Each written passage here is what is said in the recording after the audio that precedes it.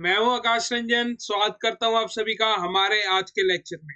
आज के लेक्चर में हम लोग एक्सरसाइज 10.3 के सभी क्वेश्चन को करने वाले हैं। तो स्टार्ट करते हैं अपने फर्स्ट क्वेश्चन के साथ। तो ध्यान से सुनिए फर्स्ट क्वेश्चन क्या कह रहा है। कह रहा है कि हमें ड्रॉ करना है डिफरेंट पेयर ऑफ सर्कल। ठीक है, ओके। पेयर पेयर का मतलब होता है दो। और how many point does each pair have in common, what is the maximum number of common point. Okay, तो ड्रॉ कर लेते हैं यार सर्कल्स। ठीक है, एक सर्कल मैं मान लेता हूं कि मेरा ये एक सर्कल है। ठीक है, एंड ये एक मेरा दूसरा पेयर ऑफ सर्कल है। ठीक है, तो इन दोनों में क्या देखने को मिल रहा है कि no common point, no common point. ठीक है, नो कॉमन पॉइंट। वहीं पे मैं एक दूसरा सर्कल ड्रॉ करता हूँ ब्लैक पेन से। एक ये रहा ओके, ये तो सेम ही हो जाएगा।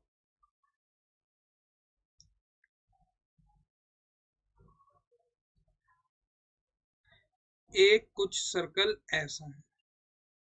ठीक है, क्या है कि इनमें सिर्फ एक ही पॉइंट जो होगा वो होगा कॉमन।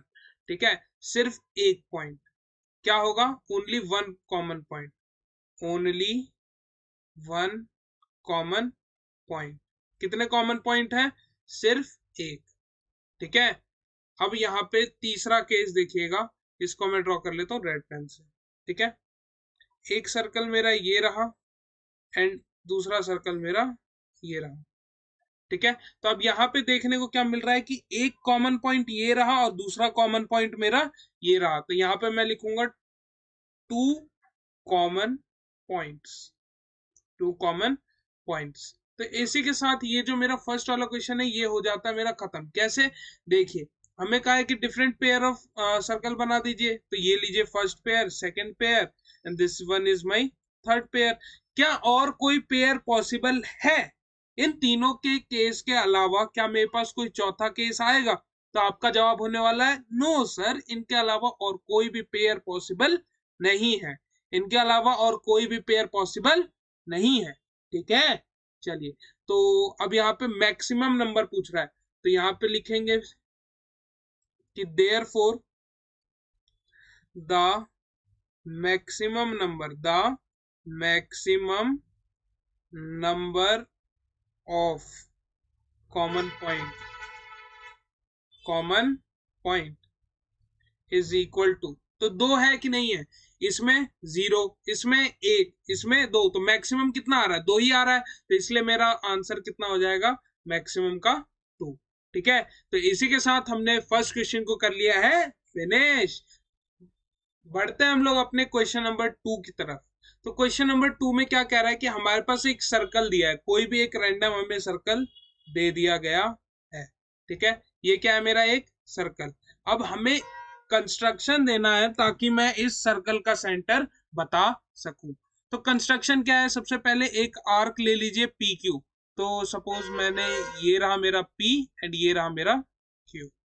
ठीक है, चलिए। अब उसके बाद क्या कह रहा है कि एक पॉइंट आर ले लीजिए, R on the arc and draw chords P R and R Q. ठीक है, अब क्या कहना चाहता है ये, तो ये कह रहा है कि हमें कोई भी एक पॉइंट आर लेना है। क्या करना है, कोई भी एक पॉइंट आर लेना है और हमें कॉर्ड्स बनाने हैं। तो एक काम करता हूं मैं, इसको इसको यहाँ पे, इस पॉइंट को मैं यहाँ आर मान लेता हूँ और क्यू को मैं थोड़ा इधर मान लेता हूँ। ठीक है, चलिए। अब यहां से इस कॉर्ड को जोड़ दीजिए। ठीक है, एंड इसको ऐसे जोड़ दीजिए। तो मेरे पास क्या आ गए, दो कॉर्ड्स आ गए, आया ना। अब क्या कह रहा है कि ड्रॉ परपेंडिकुलर बाइसेक्टर। तो परपेंडिकुलर बाइसेक्टर कैसे बनाते हैं बच्चों, कुछ भी नहीं करना होता, यहाँ पे मोर देन हाफ लेके एक कट मारिए। ठीक है, एंड यहाँ से मोर देन हाफ लेके एक कट मार दीजिए। तो जो जहां पे आपके कट्स आएंगे, जहां पे आपके कट्स आएंगे, ये वाला पॉइंट इसका हो जाएगा परपेंडिकुलर बाइसेक्टर। तो इसको ऐसे यहाँ से निकाल दीजिए। सिमिलरली इसका भी एक हमारा परपेंडिकुलर बाइसेक्टर कुछ आने वाला है, मोर देन हाफ लेके एक कट, फिर यहाँ पे रख के एक कट। ठीक है, चलिए। तो यहां से इसको ऐसे जोड़ दीजिए।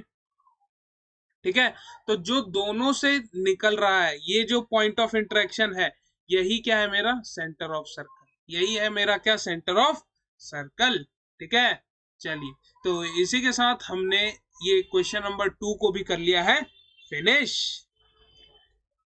बढ़ते हम लोग अपने थर्ड क्वेश्चन की तरफ। थर्ड क्वेश्चन क्या कह रहा है कि हमारे पास दो सर्कल है, इंटरसेक्ट कर रहे हैं दो पॉइंट पे, और हमें ये प्रूव करना है कि जो उनका सेंटर है वो कहाँ लाई कर रहा है, कहाँ लाई कर रहा है, परपेंडिकुलर बाइसेक्टर पे, यानी AC इक्वल टू BC और AB perpendicular to O dash. ठीक है, तो ये चीज हमें प्रूव करनी है। तो स्टार्ट करते हैं सबसे पहले ट्राइंगल्स लेके। तो डायरेक्ट हम लोग AOB और BOC लेके नहीं करेंगे, सबसे पहले हमें ये लिखना पड़ेगा, इन दो ट्राइंगल को कॉन्ग्रुएंट करना पड़ेगा, in triangle AO dash and triangle BOO dash.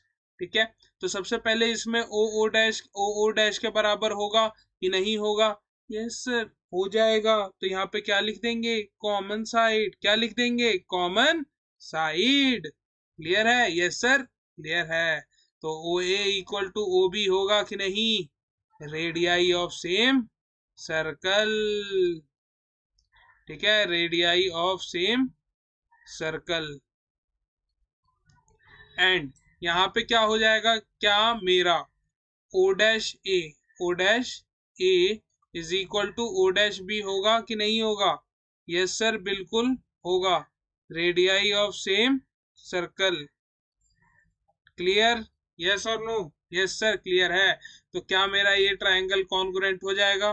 बिल्कुल, is congruent to triangle BOO dash. And यहाँ पे रीजन क्या दे दूंगा मैं? By SSS। ठीक है, चलिए, तो यहाँ पे इसको मैं एंगल 1 एंड इसको एंगल 2 मार्क कर लेता हूं। तो बाय CPCT क्या ये बराबर होंगे? एंगल 1 इक्वल टू एंगल 2 होगा? यस सर, हो जाएगा। ठीक है, by CPCT corresponding parts of congruent triangle.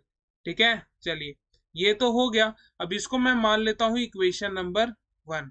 ठीक है, अब यहाँ पे देख के बताइए, मेरे पास ऐसा ट्राइंगल था ऊपर, यहाँ पे मेरा OA, यहाँ पे C और यहाँ पे मेरा B था। ठीक है, तो यहाँ पे मैंने ये एंगल 1 और ये एंगल 2 मार्क किया था। तो अब लिखूंगा in triangle AOC and triangle BOC मेरे पास क्या क्या बराबर हो जाएगा? OA equal to OB। Reason में क्या आ जाएगा? Radii of same circle. Radii of same circle. ठीक है, चलो, एंड इसके बाद क्या हो जाएगा मेरा? एंगल 1 जो है वो किसके बराबर आ जाएगा? एंगल 2 के। यहाँ पे लिख देंगे फ्रॉम वन, या फिर अबव प्रूफ भी आप लिख सकते हैं। एंड तीसरी चीज क्या हो जाएगी? OC equal to OC। ये क्या हो जाएगा मेरा? Common side. क्या हो जाएगा? Common side. ठीक है, चलो, अब क्या देखने को मिल रहा है कि हमने तीन चीजें क्या कर दी? इक्वल प्रूफ कर दी। तो मेरा जो ट्राइंगल AOC है वो कॉन्ग्रुएंट हो जाता है ट्राइंगल BOC के। किसके इक्वल हो जाता है? ट्राइंगल BOC के। समझ गए? चलो, तो ये तो हो गया हमारा कॉन्ग्रुएंट प्रूफ करने वाला काम। लेकिन अभी हमारा काम खत्म नहीं हुआ है। सबसे पहले तो यहाँ क्राइटेरिया लिखेंगे SAS। अब यहाँ पे ये ऑर्डर है, इसका मतलब फटाक से यहाँ पे जाके नहीं लिख देंगे, यहाँ पे देख लेंगे कि ये वाली साइड है, ये वाली साइड, ये वाला एंगल है और ये वाली साइड है। ठीक है, तब आप लिखेंगे SAS, यानी दो साइड के जो बीच में है ना एंगल, हमने उसे लिया है। ठीक है, चलो, अब ये हो गया। अब हमें प्रूफ करना है AC इक्वल टू BC। यार ये तो बाय CPCT हो गया हमारा, इजीली बाय CPCT। ठीक है, अब एक चीज जो हमें प्रूफ करनी है वो क्या है कि ये परपेंडिकुलर है इसके। तो यहाँ पे एंगल 3 और यहाँ पे एंगल 4 बोल देता हूँ। तो एंगल 3 इक्वल टू एंगल 4 होगा कि नहीं होगा? By CPCT। ठीक है, अब मेरे को एक चीज और पता है कि एंगल 3 प्लस एंगल 4 का सम 180 डिग्री होने वाला है। अब ये क्यों होता है? Linear pair. क्या रीजन आ जाएगा? Linear pair. ठीक है, यस सर, ठीक है। अब यहाँ मैं क्या लिख सकता हूँ? एंगल 4 को एंगल 3 लिख सकता हूँ। बिल्कुल, ये कितना हो जाएगा? 2 times of angle 3 equal to 180 degree. इधर मल्टीप्लाई में, उधर जाएगा तो डिवाइड। तो यहाँ से एंगल 3 कितना आ गया मेरा? 90 डिग्री, और इतना ही कितना होगा एंगल 4। तो यहाँ पे लिखेंगे देयरफॉर मेरा जो OC है वो परपेंडिकुलर है किस पे, AB पे। ठीक है, अब ये OC की जगह मैं OO डैश लिख दूंगा, कोई भी इशू नहीं है। एंड ये चीज हमने कर दी प्रूफ। ठीक है, इसी के साथ हमारी ये वाली एक्सरसाइज भी हो जाती है खत्म। ठीक है, देख सकते हैं आप इस वाले सोल्यूशन को। ओके, चलिए, तो मिलते हैं आपसे नेक्स्ट लेक्चर में, तब तक के लिए कीप प्रैक्टिसिंग।